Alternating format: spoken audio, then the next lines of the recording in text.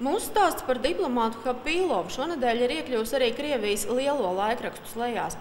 Avīzē Izvestija ir raksts ar nosaukumu Krievijas diplomātu vaino atentātu rīkošanā pret Saakašvili. Un Izvestija secina, ka pēc Gruzijas kara Hapīlova lieta esot sava veida kara darbības turpinājums tikai informatīvā frontē pret Krievijas vēstniecības darbinieku Latvijā. Izvestija skaidro, ka nekā personīga nozīmē Ņičevoļičnava. Tas ir iknedēļas analītisks raidījums, un ar tā žurnālistu pūlēm Aleksandrs Hapīlovs ir kļuvis par īstu antivaroni. Pirms 3 nedēļām viņu vainoja spiegošanā Gruzijā par labu Krievijai, bet tagad lūk ir piešuvuši arī atentāta gatavošanu. Это просто клевета. Не то слово. Izvestija gan nemēģina pētīt Hapīlova vainu, tikai konstatē, ka Krievijas vēstniecība Latvijā joprojām komentārus nesniedz un citē Latvijas ārlietu ministrijas oficiālo viedokli, kur teikts, ka mums nav nekādu aizdomu pret Aleksandru. Ārlietu ministra teiktais liecina, ka ministrijai pietrūkst informācijas lēmumu pieņemšanai. Manas kā ārlietu ministra darbības attiecībā uz jebkuras valsts, kas šeit ir akreditējis savus diplomātus, uz šo diplomātu tālāku darbību Latvijā balstīsies tikai un vienīgi uz to informāciju, ko man sniedz kā ārlietu ministram mūsu valsts kompetentās institūcijas. Tas arī viss.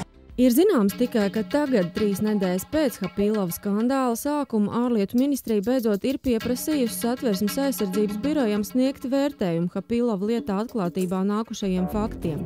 Pēc šonedēļ Rīgas pilī notikušās Nacionālās drošības padomes sēdes iekšlietu ministrs mums sacīja, ka Hapīlovs būs jāizraida no Latvijas, ja apstiprināsies, ka krimināla lietā viņš ir minēts starp atentāta rīkotājiem pret Saakašvili. Ja šie fakti apstiprinās, tad uzskatu, ka šādai personai Latvijas valstī nevajadzētu atrasties.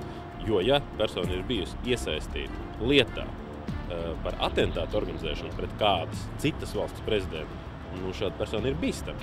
Jo parasti jau, kas vienreiz kaut ko tādu ir strādājis, nav nekad izslēgts, ka viņš to var darīt otrais. Grūzijas televīzijā līdzīgi viedokli ir izteicis arī Grūzijas parlamenta Nacionālās drošības komisijas priekšsēdētājs. Hapīlovs figurē vairākās šīs lietas epizodēs, un ne tikai figurē. Ir pierādījumi, ka viņš ir bijis iesaistīts šajos procesos, tāpat kā liela daļa vēstniecības. Tāpēc es esmu pārliecināts, ka arī Latvijā viņš nodarbojas ar to pašu.